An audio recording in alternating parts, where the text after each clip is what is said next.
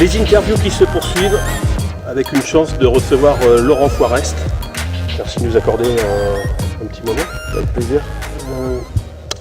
J'étais au Havre. Moi aussi. Je me suis mis un petit peu à ta place. La première chose que je voudrais savoir, allez, une demi-heure, 20 minutes avant le début du match, sur quoi t'orientes ta causerie? Bon, je suppose que tu vas dire aux joueurs de limiter les deux Américains et puis surtout le nouveau qui venait d'avoir 28 d'évaluation. Mais sinon, sur quoi tu orientes ta causerie? Sur quoi j'oriente ma causerie? Ben, écoute, sur le dernier match, c'était surtout que les mecs ne prennent pas de pression. Parce que voilà, c'était une finale. Et il ne faut pas qu'ils aient beaucoup de pression en fait.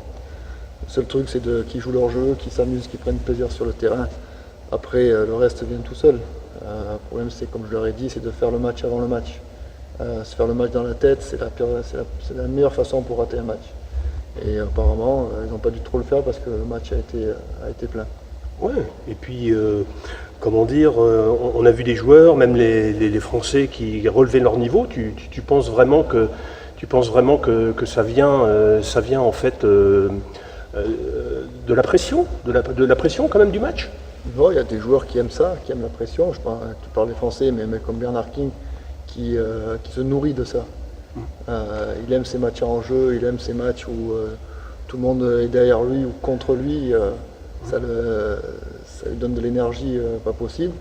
Et puis des matchs à pression comme ça, comme il prend la pression sur lui, ça enlève la pression sur les autres. On l'a vu. On l'a vu. Et puis tu as des joueurs comme Max qui aime bien jouer dans les moments importants aussi. On l'a vu l'année dernière contre Souffle. Un peu le même match d'ailleurs pour Max. Ouais, parce qu'il rate pas mal de matchs avant la finale la saison dernière. Cette année, c'est encore une petite finale pour nous. Mais voilà, il n'est pas encore présent.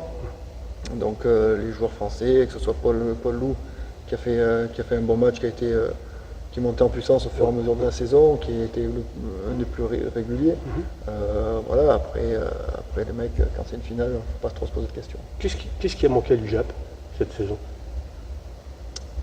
Un petit peu de chance. Un petit peu de chance parce qu'il n'y a rien qui a tourné en notre faveur cette saison. Vraiment rien. Même dans les moments où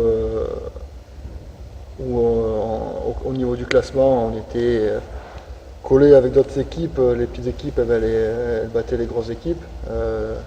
Alors que ça n'aurait pas dû l'être. Je parle d'Orléans, Le Havre, Blois, Poitiers, voilà, on n'a eu aucune aide du destin. Donc on s'en est remis qu'à nous-mêmes, et comme je dis, le maintien, si on l'a à un moment donné, c'est qu'on aura bien mérité avec toutes les blessures et toutes les choses qu'on a eues un petit peu contre nous. À chaque fois qu'on allait bien, on commençait à prendre un peu le rythme qu'il fallait, voilà, il y a un petit truc qui se passait. C'est un peu une satisfaction te concernant, comme réussir à tenir une équipe avec cet ensemble de défaites. C'est pas quelque chose d'évident parce que bon, on dit voilà, on est dernier, mais à côté de ça, on est aussi à notre place puisque si on prend les blessures, si on prend les changements de joueurs, je pense que c'est une satisfaction personnelle d'avoir conservé quand même l'équipe, d'avoir conservé un bloc pour toi qui ne s'est pas désuni. Oui. On l'a senti cette saison. Oui, parce qu'avec Seb, on a fait un bon boulot aussi. Déjà de causerie, on n'a jamais été négatif, on prenait toujours les choses positives, même les défaites. Après, il faut dire qu'on avait un groupe qui était bien, avec un noyau de Français que j'avais la saison dernière. C'est important ça? Oui, c'est important parce que je savais que je pouvais compter sur eux.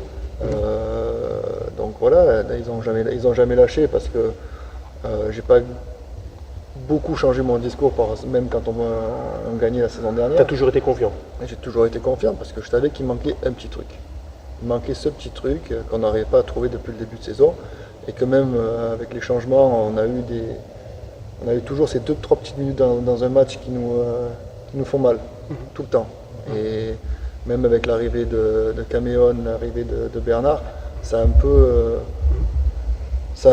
peu penché en notre faveur, mais on a toujours ces 2-3 minutes qui nous faisaient mal. Après, comme je dis, on a une équipe où on n'a pas une grosse marge d'erreur. Donc la moindre erreur, que ce soit nous, baskettement parlant, Les joueurs, quand ils faisaient une erreur, moi quand je fais une erreur sur le coaching, ou même que les arbitres faisaient des erreurs, comme on n'a pas de grosse marge, on le paye cash. Parce que la critique est toujours facile, hein, j'ai toujours dit, de toute façon, les meilleurs entraîneurs, les meilleurs joueurs sont toujours dans les tribunes, qu'ils y restent. Mais quand on fait quand même l'analyse de tout ça, tu restes quand même un jeune coach, tu as un gros CV de joueur, mais donc tu apprends aussi. Qu'est-ce que tu apprends d'une saison comme celle-ci? Oui, principalement. Quand tu as tes joueurs et.